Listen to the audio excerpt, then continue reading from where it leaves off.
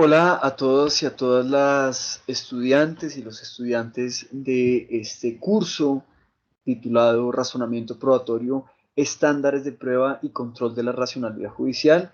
En otro de los videos, pues les hice una síntesis estructural de lo que iba a ser esta electiva, en donde, como ustedes pueden ver, hay tres momentos que están determinados por el mismo título o anunciados por el mismo título de la electiva. Es decir, vamos a entender o vamos a intentar entender qué significa el razonamiento probatorio, cómo este razonamiento probatorio establece un contexto que tiene unas categorías especiales, entre esas los estándares de prueba, y entenderemos cómo esos estándares de prueba tienen a su vez como dos formas de aproximación, una semántica y una sintáctica, es decir, una en donde entenderemos el significado mismo de esos niveles de exigencia probatoria y otra en donde ese contexto probatorio tiene una dinámica propia que nos permite en últimas tener esas herramientas teórico-prácticas que nos servirán para evaluar la justificación que tiene esa decisión de aceptar que algo es verdadero o no. Es decir, la decisión probatoria que en el marco del proceso judicial puede tener una trascendencia determinante en el sentido de la misma decisión. Habiendo dicho lo anterior, creo que es bueno que desde este mismo momento ustedes entiendan cinco elementos que creo que son claves para todo lo que vamos a ver durante el curso. Como ustedes saben, uno de los elementos estructurales claves van a ser la distinción entre verdad y validez. También, como les mencioné en la síntesis estructural del curso, hay una nueva irrupción, o mejor dicho, está la irrupción de un nuevo tipo de inferencia probatoria, perdón, de inferencia lógica, que será la abducción y que romperá esa distinción clásica entre la deducción y la inducción. Asimismo, como también les mencioné, ese ánimo de encontrar ciertas herramientas teórico-prácticas que nos sirvan para examinar la justificación de la decisión probatoria, pues se tiene que manifestar en efectivamente elementos conceptuales claros, rigurosos, determinados. Y yo aspiro que por lo menos en la siguiente sesión de profundización podamos ver al menos tres elementos que se corresponden con lo que en la doctrina y en la jurisprudencia se ha denominado los tres pilares de la sana crítica. Como ustedes saben, la sana crítica sería esa metodología que nos permitiría o en la cual básicamente hay cierto consenso y se estructura o se establece como ese camino que debería seguir el decisor racional a la hora de valorar ese fundamento probatorio, esa cuestión fáctica. Y se compone de tres pilares, a saber, las reglas de la lógica, las máximas de la experiencia y el manejo del conocimiento científico. Como veremos, cada uno de esos tres pilares tendría a su vez una especie de punto débil. Hablando de las reglas de la lógica, podríamos, por ejemplo, mencionar las falacias. Hablando de las máximas de la experiencia, podríamos mencionar las generalizaciones espurias, y hablando del conocimiento científico podríamos identificar la junk science. Obviamente cada uno de estos tres componentes pues tiene su propia carga teórica, su propio contenido semántico, por decirlo de alguna manera, pero es clave que lo tengamos en el radar. Se los menciono estos cinco elementos que vamos a mencionar muy rápidamente, es porque son elementos que quiero que ustedes tengan desde el mismo inicio del curso, desde este momento, muy presentes porque van a verse reflejados en las evaluaciones que tendrán que responder. Asimismo, ahí pues al ser este un campo interdisciplinario en donde se aspira a que ustedes tengan la capacidad de aproximarse a estos temas que se nutren de muchas ramas, de muchas disciplinas, pues una de esas es efectivamente la psicología del testimonio. Y en la psicología del testimonio, pues veremos cómo esta provee mecanismos que nos permiten evaluar la confiabilidad de determinadas declaraciones o reportes de parte de un tercero. Y confiar o no en esa declaración, pues puede ser determinante para saber si determinada decisión fue o no racional. En psicología del testimonio hay una rama que versa sobre la memoria y cómo la memoria puede jugar, por ejemplo, en la prueba de identificación un rol determinante. Y ya hay estudios empíricos que muestran cómo esa memoria funciona de manera no solo orgánica, pero también cíclica, por decirlo de alguna forma. Entonces hay un proceso de percepción, de almacenamiento y de recuperación de ese recuerdo que en determinado momento va a ser expresado, reportado con base en el testimonio, y entender esos tres momentos pues puede ser muy importante para saber si ese testimonio que se está evaluando, que se está analizando, valorando, pues puede efectivamente otorgar un nivel de corroboración que sea incluso suficiente para satisfacer el estándar de prueba particular que se esté mencionando en el momento procesal que estemos analizando.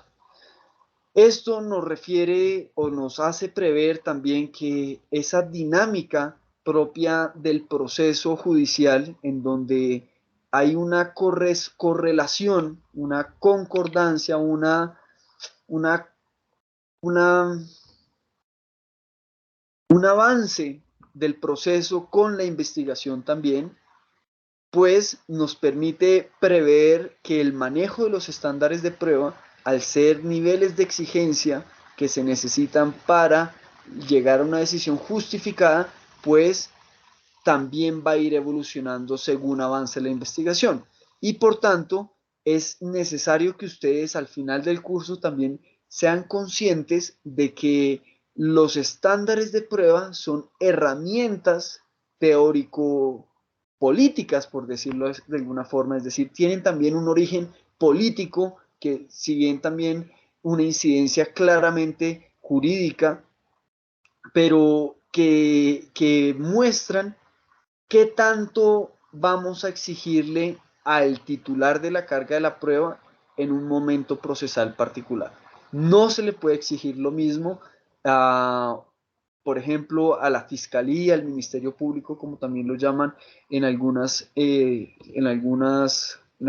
ordenamientos, o incluso la figura del juez de instrucción o el juge d'instruction del sistema francés, en donde no se le puede exigir lo mismo en la etapa preliminar a durante las diferentes etapas del juicio.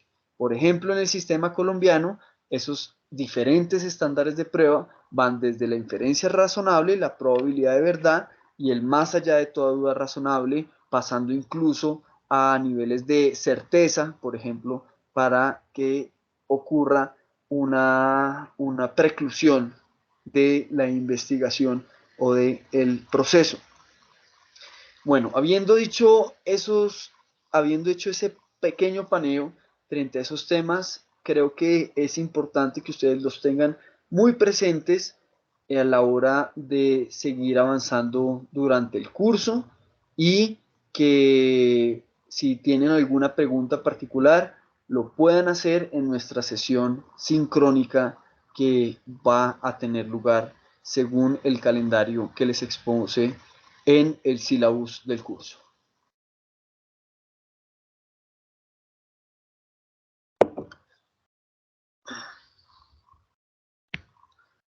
Avanzando, creo que es muy importante mencionar que este curso, esta electiva y el diseño de la misma, pues tiene una inspiración particular. Tiene un ejemplo que se erige como paradigma, como faro orientador, y es el de mi madre. Mi madre como una funcionaria judicial que creo que tuvo siempre un rigor, una apuesta por la excelencia, una, una fuente de inspiración que, se, pues que tuvo una incidencia en distintos cargos como fiscal, como magistrada, y siempre fue muy humana. Y se los menciono no solamente para hacerle un homenaje a esa mujer que ha inspirado mi carrera, mi desempeño como profesional, como filósofo, como abogado, sino también porque se conecta con los temas de este curso. Y creo que entender la pertinencia y relevancia del análisis de la racionalidad y de cómo esa racionalidad se puede expresar en la toma de las decisiones judiciales, pues parte o adquiere una dimensión completamente diferente cuando nosotros nos damos cuenta de la posibilidad, la inevitable posibilidad del error judicial, de que nos equivoquemos. Y pues como verán en las distintas diapositivas que les comenzaré a presentar y que estaremos analizando, en estas no solamente les hago una presentación de los ejes temáticos que abordaremos, sino también les menciono algunos de los textos claves que también se encuentran sintetizados en su conjunto en el sílabus que les fue provisto. Eh, Creo yo que la necesidad de que nuestras decisiones más importantes en sociedad sean racionales surge o adquiere una dimensión distinta, predominante, cuando, por ejemplo, nos hemos dado cuenta que sujetos competentes, honestos y que se han esforzado por hacer las cosas bien, sin embargo, han errado. Y cuando esas decisiones equivocadas refieren a derechos fundamentales, incluso la misma vida de la persona, cuando estamos hablando de la pena capital, por ejemplo, que en algunos ordenamientos, incluso actualmente se encuentra vigente, que sea viable, que sea frecuente, eso es distinto, pero que se encuentra vigente, es muy interesante, importante, imperioso de analizar. Y lo que hemos visto es que especialmente hubo un hito en la historia cuando en nuestra contemporaneidad la tecnología avanzó de manera tal en donde las pruebas, los experimentos permitieron corroborar con unos niveles de confiabilidad, no digamos certeza, es un concepto que si bien se encuentra incluso expresado en nuestras normas, muestra una confianza que a todas luces no corresponde con los límites propios de nuestra humanidad. Y de hecho la doctrina, tanto epistemológica como jurídica, como epistemológicamente jurídica, pues muestra que nos encontramos en un contexto de incertidumbre. Y todo esto tiene relación cuando hablamos y cuando lo vemos de manera explícita a la hora de analizar la incidencia que tuvo, por ejemplo, la prueba de ADN en la verificación del fundamento que yacía en determinadas condenas. ¿Qué sucedió? Que surge la prueba de ADN, esas pruebas de ADN permite a ciertos académicos, a ciertos investigadores, revisar cómo hay ciertas personas que han sido condenadas y que de manera sistemática se han reconocido, han defendido su inocencia y que sin embargo fueron condenadas incluso a muerte, y empezaron a revisar los casos. Y en Estados Unidos, por ejemplo, donde hay un sistema que protege y guarda el material biológico o las pruebas o evidencia física recopilada, pues eso facilitó la realización de ciertas pruebas. Y se mostró que muchas de esas condenas que incluso estaban justificadas frente a la dinámica probatoria que en ese entonces regían, no se correspondían, es decir, estaban equivocadas frente a lo que había sucedido. Vemos entonces que hay varios tipos de errores. Puede haber el error de condenar a una persona que es inocente, o el error de absolver a una persona que es culpable.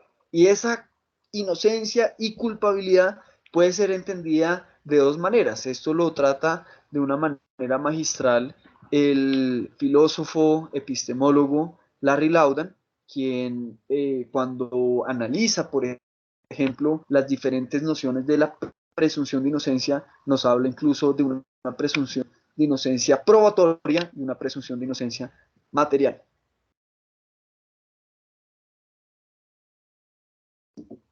La noción probatoria surgiría a partir de una concepción racional de la prueba, en donde lo probado sería aquello que tenga suficientes elementos de juicio para ser aceptado como probado. En cambio, lo material es esa correspondencia con lo sucedido. Sería culpable la persona que efectivamente fue responsable de la conducta delictiva, o sería inocente la persona que efectivamente no fue responsable de esa conducta. ¿Sí? Nos entramos a ver entonces que gracias a esa prueba de ADN, pues se visibiliza una cantidad de errores que pues fueron o que ocurrieron en su momento y que llegaron a ser muy graves. Esto se combina con otras situaciones muy graves y que yo creo que están descritas de una manera muy magistral por el académico Mauricio Duche, un chileno, en donde en ese texto que aquí les recomiendo, nos habla sobre los errores, la aplicación del caso y los sesgos cognitivos de los peritos. Creo que es un texto que es relevante analizar y que es reciente, salió en el 2022. Y él muestra, hace en esa tipología que él provee, como incluso, por ejemplo, cuando estamos hablando de gobiernos dictatoriales, en donde el sistema jurídico, judicial, se pone al servicio del aparato político o politiquero, por decirlo de manera más exacta, pues empieza a haber una masividad de errores que en su momento pues podrán tener una apariencia de legalidad o incluso de racionalidad, pero que necesitan después ser revisados y su racionalidad debe ser realmente verificada. Eso también se combina entonces estaríamos hablando, por ejemplo, de pues errores dolosos o de consecuencias masivas, pero hay otros que también pueden ser incluso propios de un actuar negligente, por ejemplo, la valoración o el mal manejo de determinadas pruebas. La gente piensa que la prueba de ADN es simplemente el cotejar dos muestras de ADN, cuando la verdad lo que se necesita es todo un proceso metodológico de sumo cuidado que debe ser ejercido, desempeñado por personas altamente capacitadas con unos requerimientos especiales y que en dado caso de, por ejemplo, a la hora de recoger la muestra biológica, si es un charco de sangre que ha estado expuesto a otras sustancias, a otros componentes, pues la confiabilidad de esa prueba se vería afectada. Y no solamente el desempeño, sino la interpretación de los resultados puede ser una materia o un riesgo o la posibilidad de afectar la precisión de la decisión y de la valoración que se debe estar teniendo en cuenta. Entonces, creo que la conciencia de que siempre cualquier actuación que se haga puede llevar a un error, es decir, la conciencia de que estamos en un contexto de incertidumbre y que incluso personas competentes, honestas y que se esfuerzan por desempeñar un trabajo pueden equivocarse, yo creo que eso tiene una afectación en la manera en cómo nos vamos a desempeñar.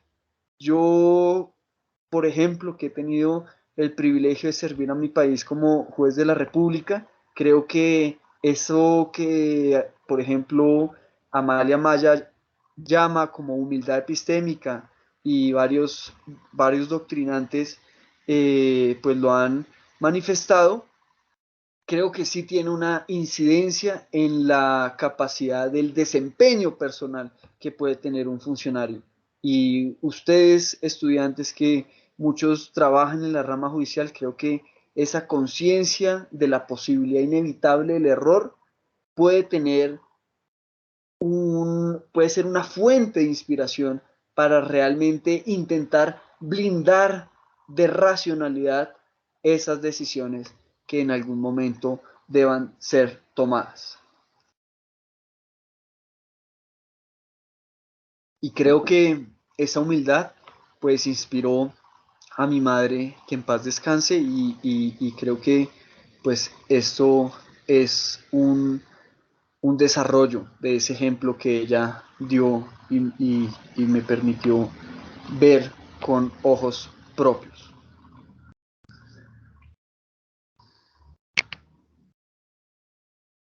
En esa medida, vemos que debe haber un cambio de paradigma. Como ustedes saben, esta sesión se llama o se denomina razonamiento probatorio, estándares de prueba y control de la racionalidad judicial. Eso de razonamiento probatorio, que en últimas concluye en esa noción de control de la racionalidad judicial, pero control, pues tiene un fundamento teórico que es importante. Yo creo que pues académicos propios de lo que ahora se ha denominado como la Escuela de Girona, pues han hecho aportes importantes al respecto, especialmente pues el doctor Jordi Ferrer, que en varias conferencias, material videográfico, que creo que es pertinente, perdón, y muy diciente y pedagógico, pues puede dotar de avances en este punto. Aquí lo único que quiero mencionar de manera muy sucinta es que creo que si bien hay esa noción aspiracional en el manejo de estos temas, es decir, hay un reconocimiento que hoy en día la práctica judicial y la práctica de los abogados litigantes e incluso de los que tienen un contacto con la academia, no hay realmente un manejo frente a los estándares de prueba o frente a, por ejemplo, los herramientas para controlar los pilares de la sana crítica. O sea, no se habla o no hay un manejo tan explícito de las falacias en las que se puedan incurrir o de cómo en determinado momento se pueden hacer argumentos que no tienen un fundamento científico o que su fundamento científico es meramente aparente, o que su fundamento científico a raíz de los metaestudios que se han desarrollado, pues está totalmente cuestionado. o incluso que esa máxima de la experiencia que se muestra como evidente en verdad no lo es y es simplemente la excusa para introducir sesgos, prejuicios en el proceso y en la valoración judicial. Entonces, no hay realmente hoy la posibilidad de decir que ese debate, esa cancha en donde se juega el partido esté realmente sucediendo. Sin embargo, sí hay una tendencia a darnos cuenta de que la ciencia interdisciplinariamente sí provee esas posibilidades para adoptar decisiones racionales. Aquí, por ejemplo, en nuestra cultura colombiana, vemos como la discusión frente a una eventual máxima de la experiencia o incluso la demostración de una falacia argumentativa puede ser el análisis o el estudio en sede casacional. Y vemos como esos errores, ya sea de hecho, etcétera, pues pueden ser argumentados en la instancia ante la Corte Suprema.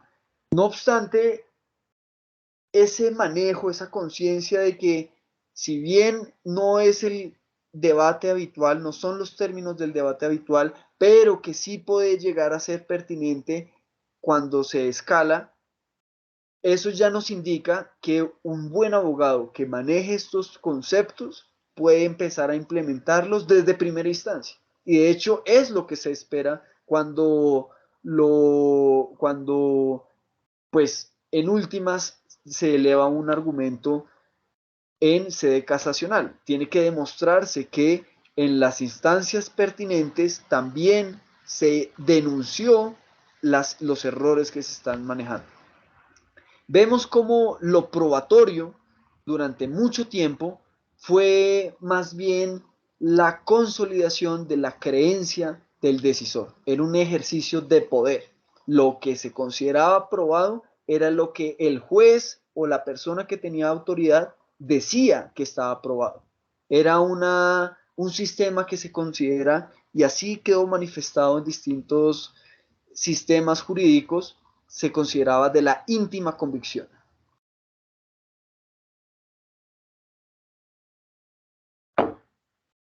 Ese sistema de la íntima convicción, pues evidentemente tiene cuatro elementos que describe Jordi Ferrer.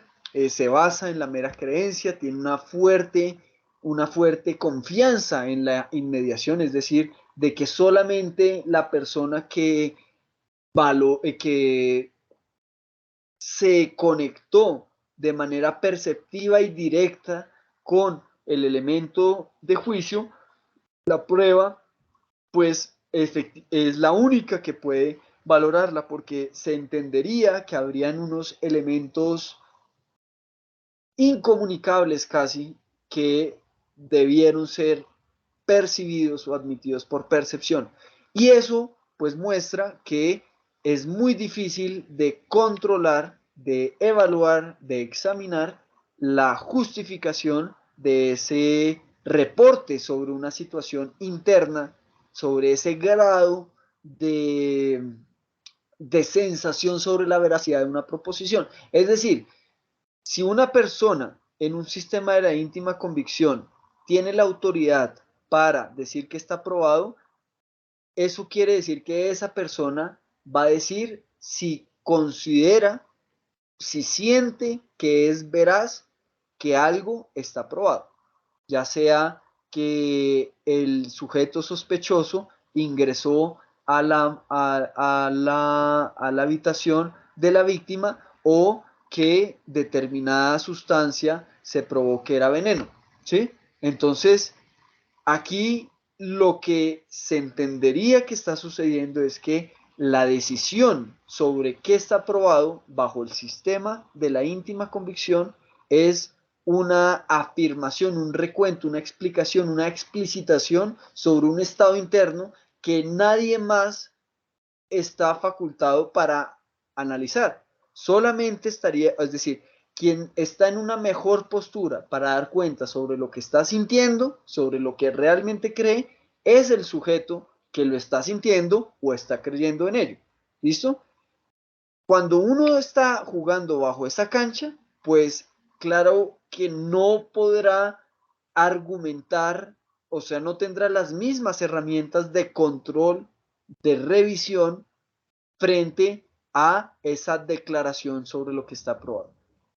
Todo este ejercicio se enmarca dentro de un cambio de paradigma y es cambiar de ese sistema de la íntima convicción a una concepción que algunas corrientes han denominado racionalistas, toda vez que hay una apuesta por la intersubjetividad, es decir, por sacar esa percepción, esa sensación, ese estado interno de autonomía, de monopolio exclusivo a un análisis argumentativo que nos permita determinar el nivel de aceptabilidad que tiene determinada proposición. Y ese nivel de aceptabilidad pues se fundará en la constatación de que no se ha incurrido ni en falacias, ni en generalizaciones espurias, ni en utilización de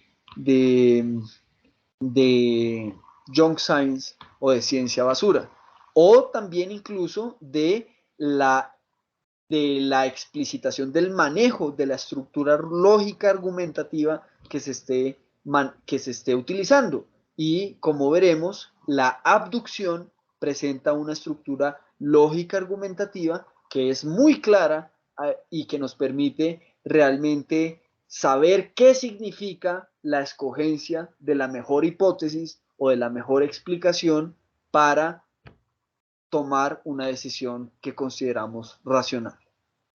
Y por tanto, esa concepción racionalista ya pasa de la creencia, como ese estado mental en donde habría un grado, una sensación gradual sobre la veracidad de una proposición, a un estado proposicional denominado la aceptación, es decir, la decisión de escoger cómo, de asumir, escoger, de tomar por verdadero determinada proposición, y esa decisión sería, como veremos más adelante, el producto de un proceso mental que puede ser formalizado como un argumento. Es decir, la aceptación como la conclusión de un argumento. Eso significa que habrá una noción débil de inmediación. Es decir, habrán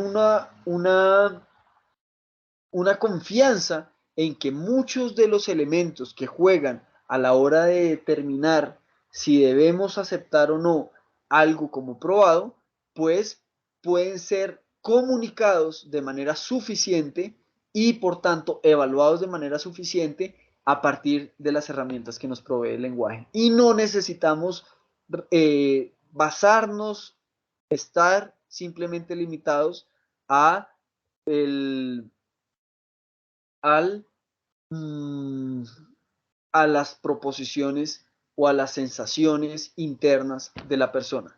Todo esto significa que se facilita la revisión porque precisamente esa estructura argumentativa debe ser explícita, es decir, debe haber un deber de motivar, no solamente lo que había antes, que sería la exposición del íter doxástico que explicaría la, el surgimiento de ese estado interno.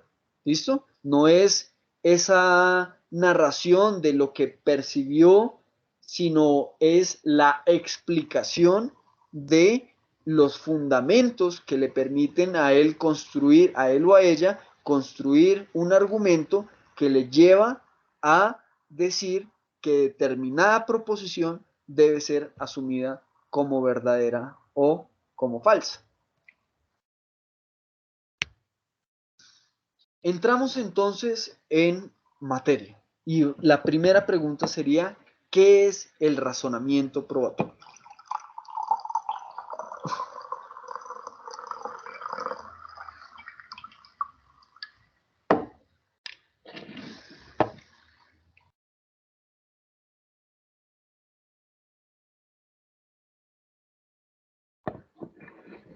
Como ustedes pueden ver, aquí les hice también una un recuento de 4 textos que considero muy importantes para la, pues para el análisis bibliográfico de las personas que quieran seguir profundizando en estos temas y que quieran estar como al día en lo que estamos viendo. Aquí les puse un texto de Pardo y Allen, Ronald Allen, Juridical Proof and the Best Explanation. Es una síntesis sobre, pues, es una excelente síntesis sobre lo que se considera abducción desde una concepción, pues, epistemológica jurídica. Está también la, pues, el texto, uno de los primeros textos con los que el profesor Jordi Ferrer hizo sus contribuciones en, y ya consolidó lo que hoy se conoce como la escuela racionalista, pues a partir de todas las fundamentaciones que hizo el profesor Michele Tarufo, etcétera, y muchos que le precedieron. Está también el texto excelente de Larry Laudan que se llama Truth, Error and Criminal Law del 2006. Creo que aquí es clave entender bien a qué nos referimos con razonamiento. Hay muchas formas de evaluar o de entender qué significaría el razonamiento, pero considero que una primordial o una que es pertinente para estas, pues, para los fines de esta lectiva, es considerar que el razonamiento es ese conjunto de procesos mentales que tienen un enfoque pragmático, es decir, que llevan a una decisión. Y esa decisión, en el contexto probatorio, será la aceptación de algo como probado. ¿Listo? Entonces el razonamiento serían esos procesos mentales que llevan a un resultado que es la toma de una decisión. Esos razonamientos o esos procesos mentales pues pueden ser muy complejos en muchos niveles, por ejemplo a nivel neurológico o incluso biológico, y podrían ser también analizados de esa manera. Pero existe una disciplina que confía en su capacidad de explicitar, formalizar, de visibilizar lo que significaría un razonamiento. Y eso es la lógica.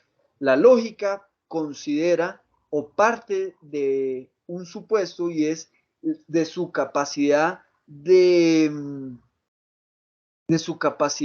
visibilizar ese proceso mental que concluye o que finaliza en la toma de una decisión, puede tener la capacidad de formalizarlo a través de una estructura argumentativa que sigue un modelo de explicación o de formalización que denominaremos inferencia.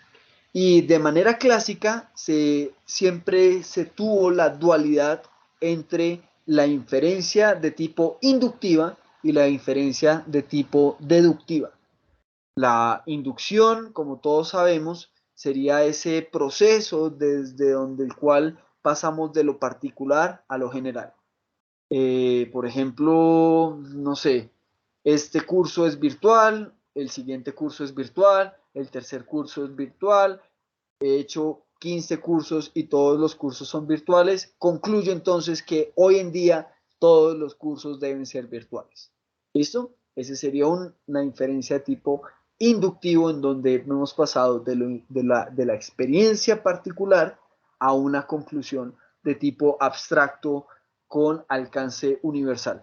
En cambio, la deducción es todo lo contrario, es que confío o asumo como verdadero una determinada premisa de tipo universal, por ejemplo, Camilo, todos los cursos que se den este semestre tienen que ser virtuales, ¿sí?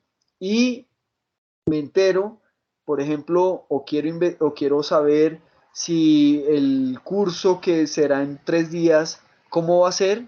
Puedo concluir racionalmente que como todos los cursos deben ser virtuales, el curso que sucederá en 3 días, el curso particular que sucederá en 3 días debe ser entonces virtual. Eso sería un claro ejemplo de un razonamiento de tipo deductivo. No obstante, últimamente, pues en épocas relativamente recientes, hay esa irrupción de de un nuevo tipo de inferencia, que sería el de la abducción o también llamada inferencia de la mejor explicación. Esa inferencia de la mejor explicación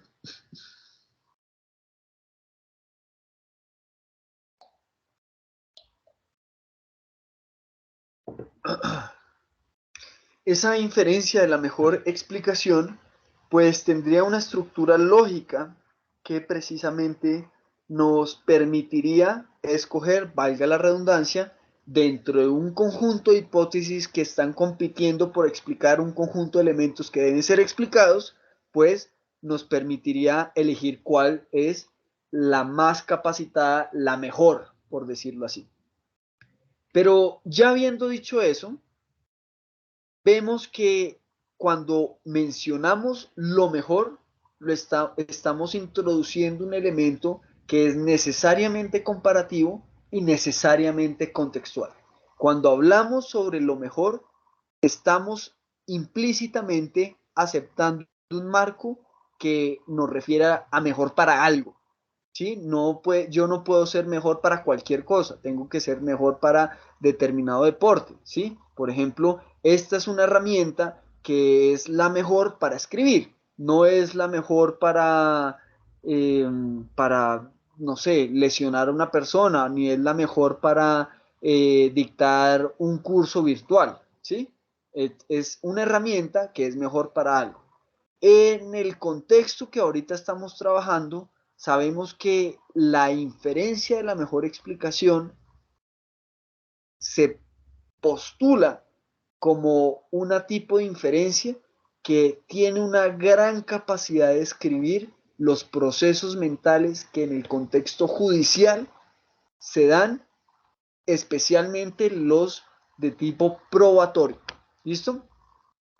Esta inferencia, este nuevo modelo que rompe esa dualidad clásica entre la inducción y la deducción propia de la forma en cómo la lógica considera o confía que puede formalizar el razonamiento humano, pues viene de la filosofía de la ciencia, en donde hubo un estudio frente a las formas como los investigadores podían o llegaban a determinadas conclusiones.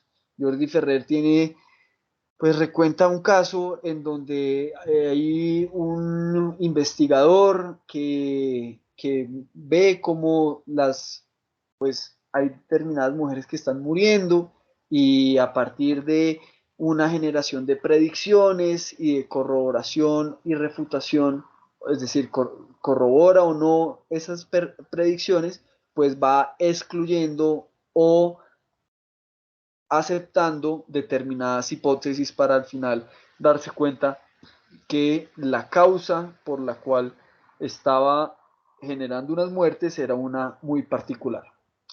Mm,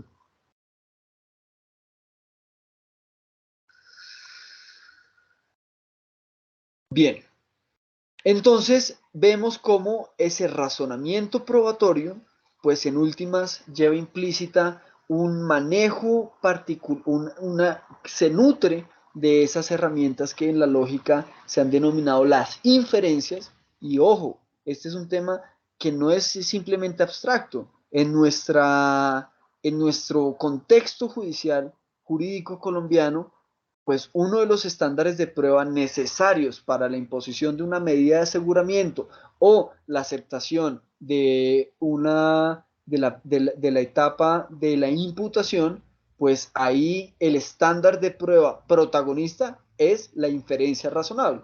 Y ya hemos visto que la inferencia razonable, la inferencia como tal, es un concepto lógico que en últimas impone o pretende enmarcar de determinada forma los procesos mentales que están involucrados en este contexto. Ya veremos más adelante qué significa abducción y cuál es la estructura lógica que aquí de manera muy sucinta hemos analizado.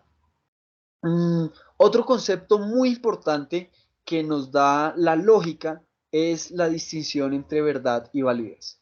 La verdad se predicaría entonces de una proposición. ¿Es verdadero, sí o no, que este objeto es una esfera?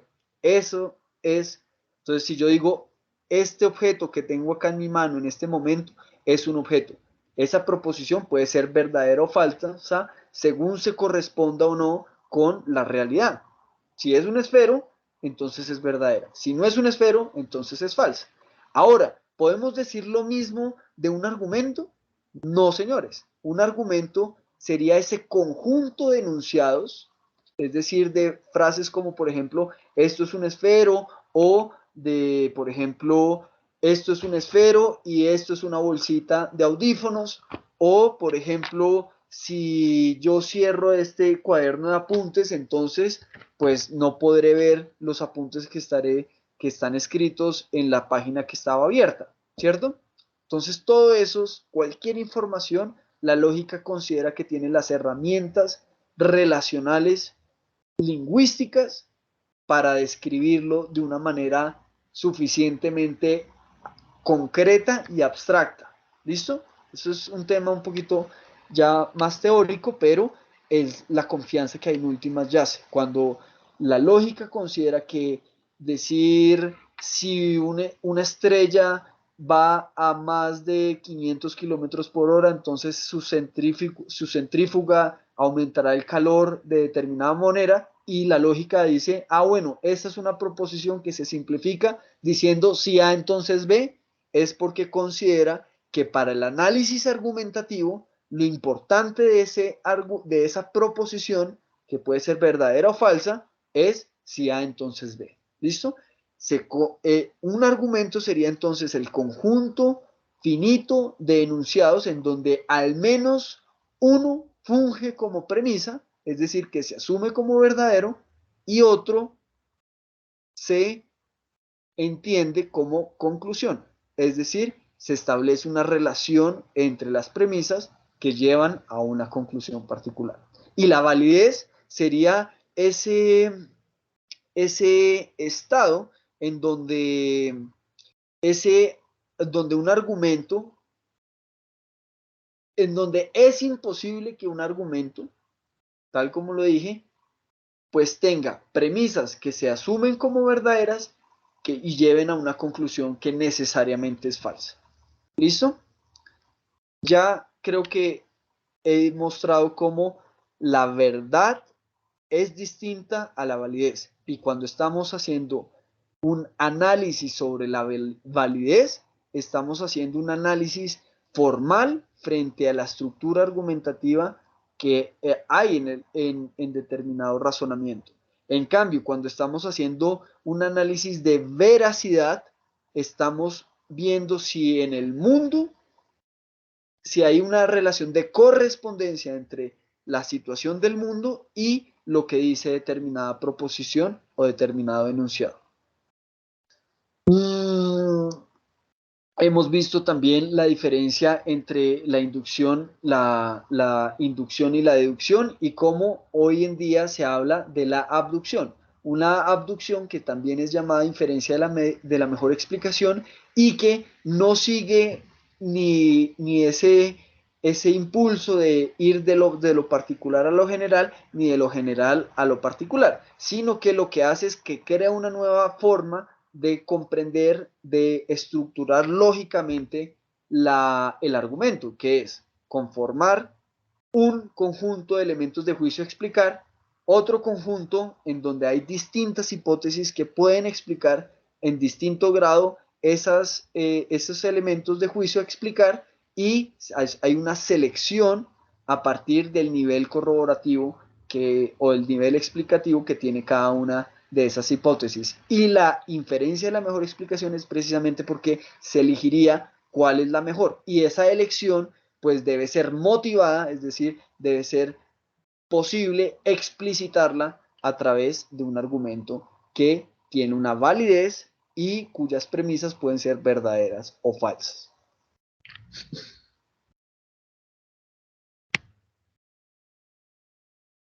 De esta manera, pues aquí vemos una síntesis de lo que he venido hablando con unos textos que también les recomiendo en el sílabus del curso.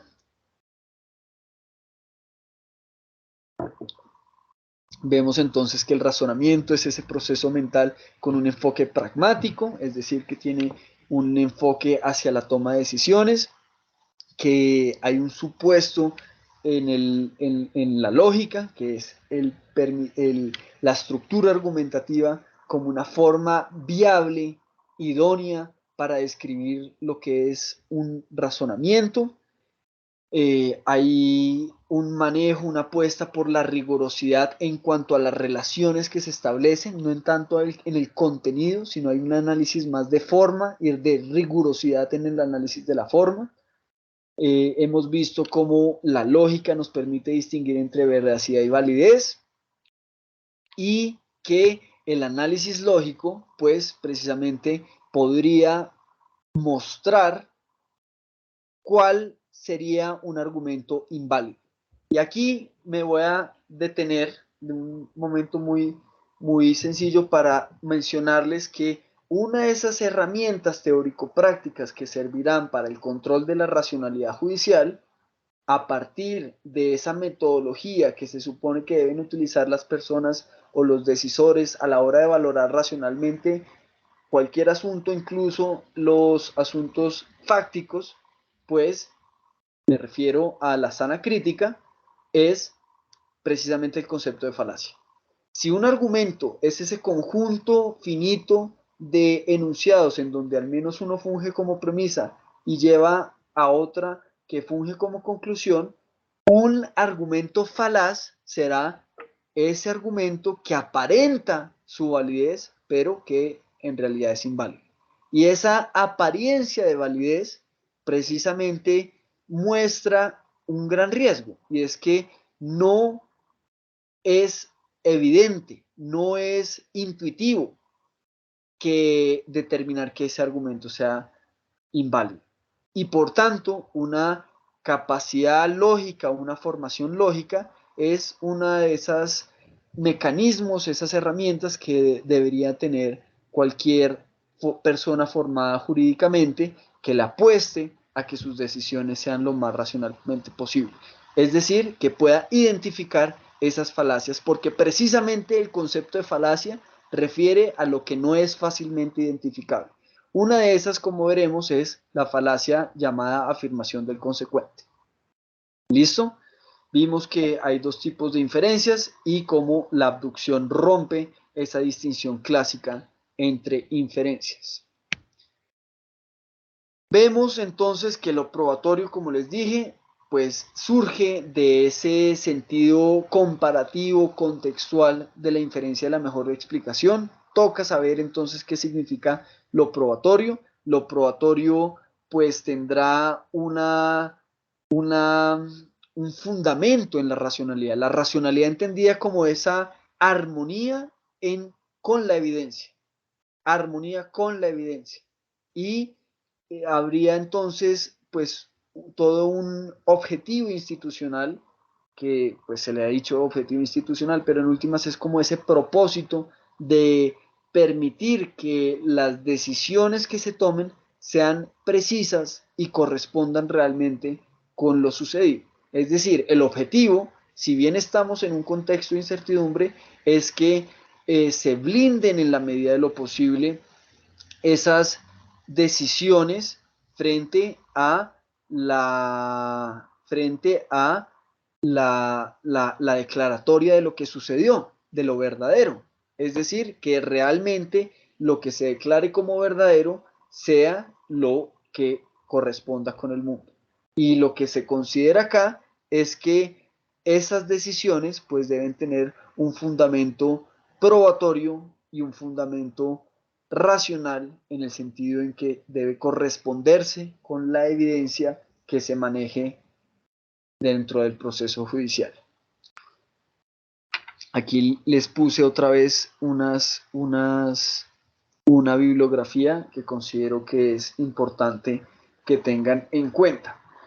Ahora, ese contexto de lo probatorio, pues tiene unas categorías que pretenden explicar lo que está sucediendo en esa dinámica. Es decir, ese argumento, ese proceso mental que nos lleva a aceptar que algo es verdadero o no, tiene un contexto en que del cual se nutre y del cual también hace o aparecen otros actores que inciden en ese manejo o en la producción, consolidación y fortalecimiento de ese proceso mental, es decir, de ese argumento.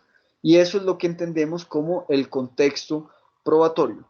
Yo en mis investigaciones, perdón, pues tengo una propuesta gráfica frente a cómo deberíamos entender esa, ese contexto probatorio y que reorganiza, pues esa propuesta gráfica reorganiza las categorías que, por ejemplo, Larry Laudan propuso desde el 2006. Obviamente hay posturas como, bueno, la de algunos académicos de la tan llamada escuela racionalista que pretenden, por ejemplo, simplificar o diluir las otras categorías y convertirlas en un mero apéndice por ejemplo, los estándares de prueba. Pero creo yo que esa es una visión desafortunada que termina por ignorar ciertos matices y ciertas dinámicas importantes que son valiosas por sí mismas, por lo menos desde un nivel lógico, aunque siempre todo esté concatenado, todo esté entrelazado, interrelacionado a la hora de que la dinámica se esté desplegando. Y por eso hemos hablado de 4 categorías interesantes. La de los estándares de prueba, efectivamente, la carga de la prueba, el beneficio de la duda y las presunciones. Veamos muy sucintamente ya en esta etapa final de esta sesión introductoria de esta lectiva. Vemos entonces que bueno, está acá el estándar de prueba, las presunciones, el beneficio de la duda y la carga de la prueba. ¿Qué sería entonces un estándar de prueba de manera muy sucinta? Sería ese nivel de exigencia probatoria que le permitiría al titular de la carga de la prueba, es decir, a esa persona que tiene la responsabilidad de proveer los elementos de juicio suficientes para satisfacer ese estándar de prueba. Si lo satisface, entonces se podría decir que aceptar mejor que esa proposición pues está siendo racionalmente consolidada. Si no se satisface, ya sea porque o el titular de la carga proveyó los elementos de juicio necesarios para satisfacer este nivel de exigencia o porque quien proveyó estos elementos de juicio no fue realmente el titular de la carga de la prueba. Aquí vemos que estas categorías pues, pueden tener un desarrollo que se concrete dentro de los distintos contextos probatorios que se establezcan. Por ejemplo, en el contexto penal no puede asumirse una noción como la carga dinámica de la prueba. La carga de la dinámica de la prueba pues sería una noción que incide dentro de la configuración particular que puedan tener estas categorías que les he mencionado. Esto pues puede ser analizado en 2 niveles, tanto a nivel sintáctico, en donde vemos cómo estas categorías se relacionan, por ejemplo, según el estándar de prueba que se establezca, es decir, ese nivel de exigencia, ya sea mayor o menor, pues el beneficio de la duda va a ser diferente. Por ejemplo, si se establece un estándar de prueba muy exigente, veremos cómo el beneficio de la duda puede terminar beneficiando incluso a personas que la sociedad no estaría dispuesto a asumir como inocentes. Es decir, si por ejemplo el estándar de condena hoy actualmente en Colombia el estándar de condena es el más allá de toda duda razonable. Ese estándar se le da una connotación semántica, o sea, se le da un significado que sea muy difícil de satisfacer, pues eso implicará que sea menos probable que se satisfaga. Y eso significará que habrán muchas personas que efectivamente cometieron la conducta, pero que no, el titular de la carga de la prueba no pudo sobrepasar ese nivel de exigencia. Y eso pues podrá tener consecuencias sociopolíticas con incidencia jurídica que sería interesante empezar a analizar. Pero también podemos entender desde un nivel semántico, es decir, desde lo que esta categoría, este concepto significa internamente, y podríamos ver distintas formas de comprender, desde posturas que dicen que los estándares de prueba son casi que elementos objetivos que no deberían tener o sea, una concreción previa, ¿cierto? Es decir, que serían como, mejor dicho, lineamientos metodológicos que deberían ser concretados por el decisor en cada caso particular. Una postura así podría serle adjudicada, por ejemplo, a Lilliquist, o, por ejemplo, otras posturas que creen que efectivamente un estándar de prueba bien formulado podría ser determinado desde la misma legislación para que estructurara de manera previa y objetiva a cualquier actividad jurídica. ¿Listo? Eh,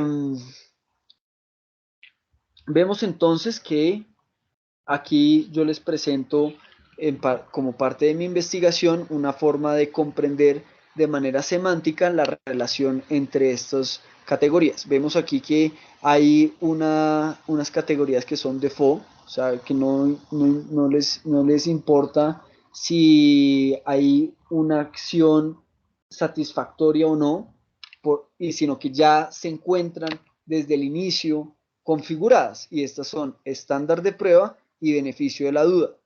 Ese nivel de exigencia o esa consecuencia en caso de la insatisfacción, pues está determinada desde antes incluso que el titular de la carga de la prueba ejerza o despliegue su actividad probatoria.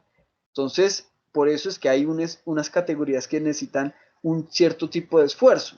Las presunciones, que no voy a ahondar mucho en ellas porque pues ahí hay unos debates muy interesantes, especialmente si tenemos en cuenta una de las presunciones más famosas, que es la presunción de inocencia, pero en general las otras presunciones son pues consecuencias de por lo menos la prueba sobre un antecedente fáctico que debe darse consolidado. Por ejemplo, en derecho societario, para que se activen las presunciones sobre control, debe, ahí en el contexto colombiano, pues hay tres causales en donde, por ejemplo, una de esas es que se tenga más del 50% de las acciones de la sociedad supuestamente controlada, ¿no? O presuntamente controlada. Entonces ahí lo que hace es que al consolidarse esta presunción, es decir, al titular de la carga de la prueba, proveer los elementos de juicio suficientes para satisfacer ese estándar de prueba particular, pues hay una reconfiguración del contexto probatorio. Eso en última sería una presunción como la reconfiguración del contexto probatorio particular.